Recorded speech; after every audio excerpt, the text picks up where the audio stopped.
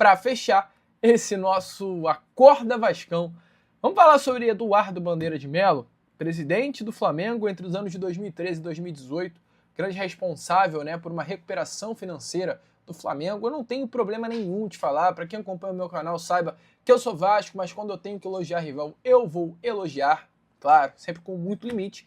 Mas o trabalho que o Eduardo Bandeira de Mello fez no Flamengo foi gigantesco.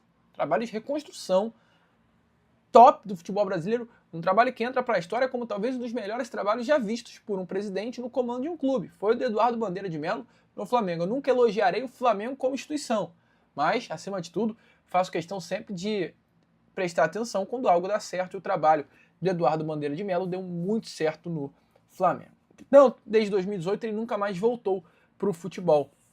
Sempre ronda aí como uma expectativa de se candidatar novamente ao clube, mas nunca voltou. Tá aí, de bobeira.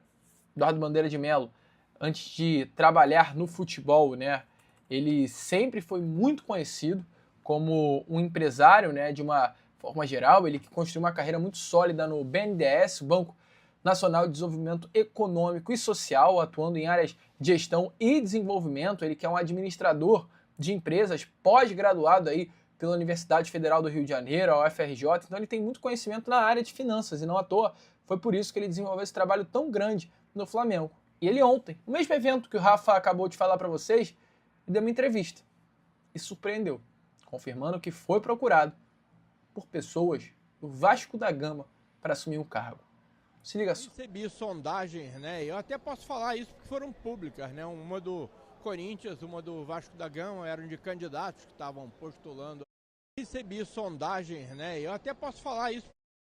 Eu já recebi sondagens, né? Eu até posso falar isso porque foram públicas, né? Uma do Corinthians, uma do Vasco da Gama, eram de candidatos que estavam postulando aí a presidência. Mas eu não tenho nada contra que um rubro-negro trabalhe no Corinthians, no Vasco, no Palmeiras, nem que um corintiano trabalhe no Flamengo. Isso é uma questão de integridade profissional, mas no meu caso pessoal, a paixão fala mais alto. Então eu já cortei, né, publicamente, inclusive, né, essas investidas, porque no meu caso acho que a paixão está acima aí da questão profissional. Amigo vascaíno, como vocês viram aí, né? É importante lembrar que não é a primeira vez que o Eduardo Bandeira fala sobre isso.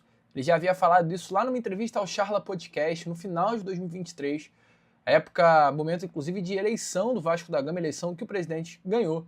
E ele confirmou lá em 2023, no finalzinho, em setembro de 2023, que ele havia sido procurado por um candidato à eleição do Vasco, que o chamou para jantar e convidou à época o Eduardo Bandeira de Mello para ser CEO do Vasco da Gama.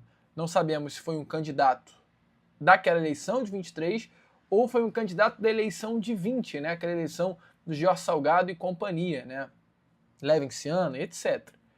É esquisito, Eu não vou falar que foi o Pedrinho, até porque eu não sei se foi. Como também não vou falar que não foi ele, porque eu não tenho essa informação.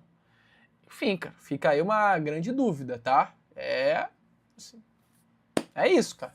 É um flamenguista sendo chamado para ser CEO do Vasco da Gama. Mas, para trazer informação, Jorge Salgado, à época, em 2020, ele traz um CEO flamenguista, Luiz Melo, para ser, à época, o gestor do Vasco. E o Luiz Melo tinha características até bem semelhantes ao do Jorge Salgado, a do Eduardo Bandeira, tá?